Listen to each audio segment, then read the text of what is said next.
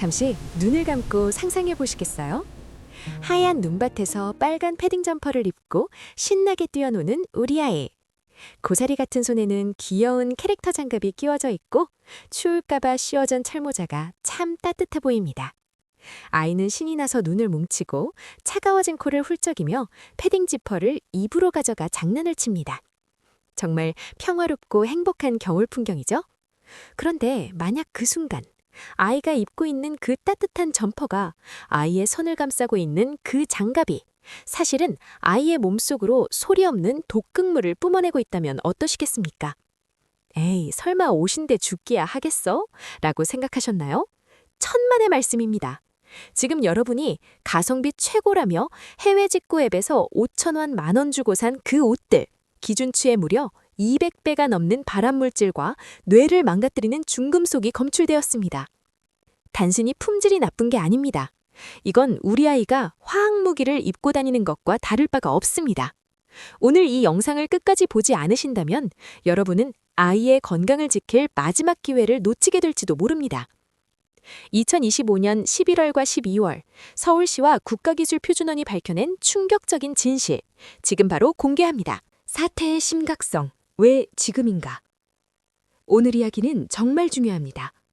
날씨가 영하권으로 떨어지면서 우리 아이들 방한용품 급하게 장만하신 분들 많으실 겁니다. 특히 고물가 시대다 보니 알리, 테무, 쉬인 같은 중국 이커머스 플랫폼, 일명 직구 앱 많이들 쓰시죠. 화면 속에선 너무나 예쁜 옷들이 믿기지 않는 가격에 팔리고 있습니다.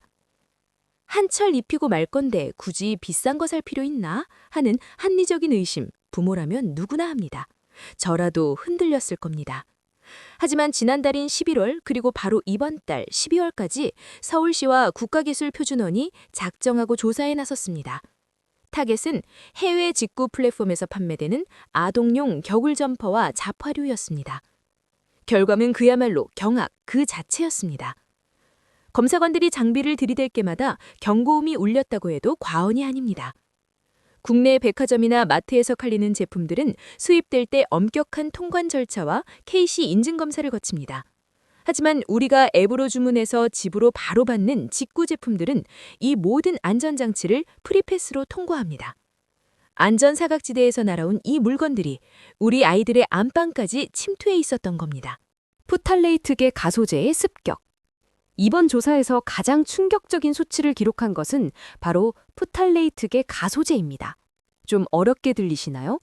쉽게 말해 플라스틱을 말랑말랑하게 만드는 화학약품입니다. 겨울용품에는 이 성분이 들어갈 곳이 너무나 많습니다.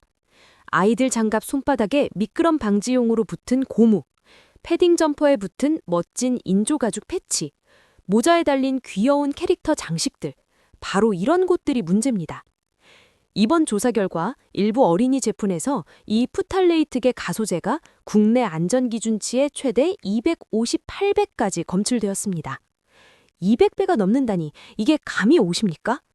사실상 재료 반, 독성 물질 반으로 만들었다고 봐도 무방한 수준입니다. 이 물질은 대표적인 환경 호르몬입니다.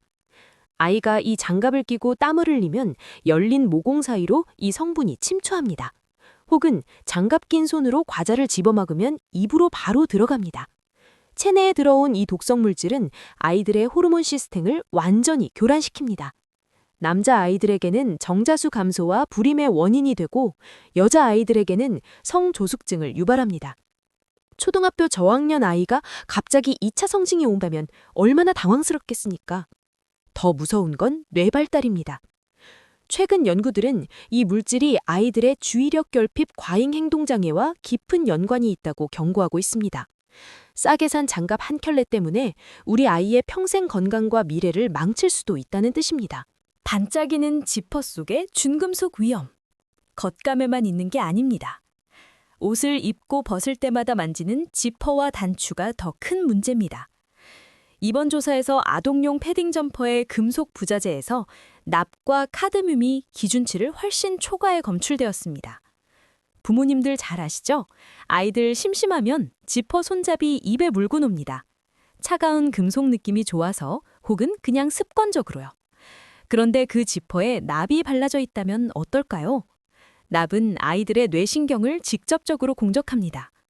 납 중독은 지능 저하, 학습 장애, 그리고 폭력적인 성향을 유발할 수 있습니다.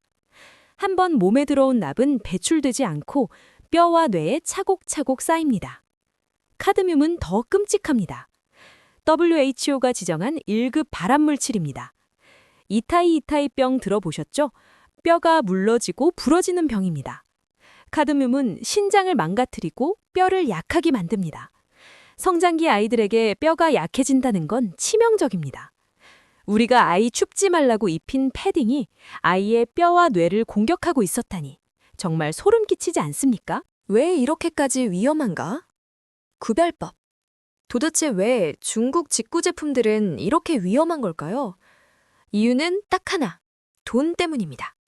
안전한 소재를 쓰고 유해물질을 제거하는 공정을 거치면 단가가 올라갑니다. 하지만 초저가로 승부해야 하는 이들은 가장 값싼 폐플라스틱, 정체불명의 재활용 자재를 갈아 넣습니다. 안전검사 비용도 아끼고 좋은 원료값도 아껴서 그 싼 가격을 만드는 겁니다. 즉, 그 저렴한 가격표 뒤에는 안전생략이라는 무서운 비용이 숨어 있는 셈입니다. 그럼 어떻게 구별할까요? 일단 냄새를 맡아보세요.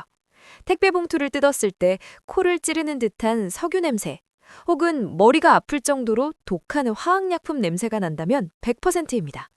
손으로 만졌을 때 지나치게 번들거리고 미끈거리는 느낌이 드는 인조가죽이나 코팅 제품도 의심해봐야 합니다. 하지만 냄새도 안 나고 멀쩡해 보이는 제품도 많습니다. 그래서 더 위험합니다. 이미 사버린 물건 빨아서 입히면 괜찮겠지 하시는 분들 계시죠? 죄송하지만 절대 안 됩니다. 프탈레이트 가소제와 중금속은 세탁으로 씻겨나가지 않습니다. 오히려 세탁기 안에서 녹아나와 다른 가족들의 빨래까지 오염시킵니다. 이런 제품은 아까워도 폐기하는 것이 정답입니다. 쓰레기통에 버리는 것이 병원비 아끼는 길입니다. KC마크의 중요성. 이제부터라도 제발 이것 하나만은 꼭 확인해 주세요. 아이들 물건만큼은 적어도 입에 닿고 피부에 닿는 물건만큼은 KC 인증 마크를 확인하셔야 합니다. KC 마크는 이 제품은 대한민국이 정한 최소한의 안전 기준을 지켰다는 약속입니다. 물론 직구 제품 중에서도 정식 구매 대행을 통하면 KC 인증을 받은 제품들이 있습니다. 상세 페이지를 꼼꼼히 내리셔서 KC 마크가 있는지, 안전 확인 신고 번호가 있는지 체크하는 습관을 들이셔야 합니다. 또한 소비자24나 제품안전정보센터, 세이프티 코리아 사이트를 즐겨찾기 해두세요. 검색창에 내가 산 제품명을 입력해보세요. 만약 리콜 대상이라면 즉시 사용을 중단해야 합니다.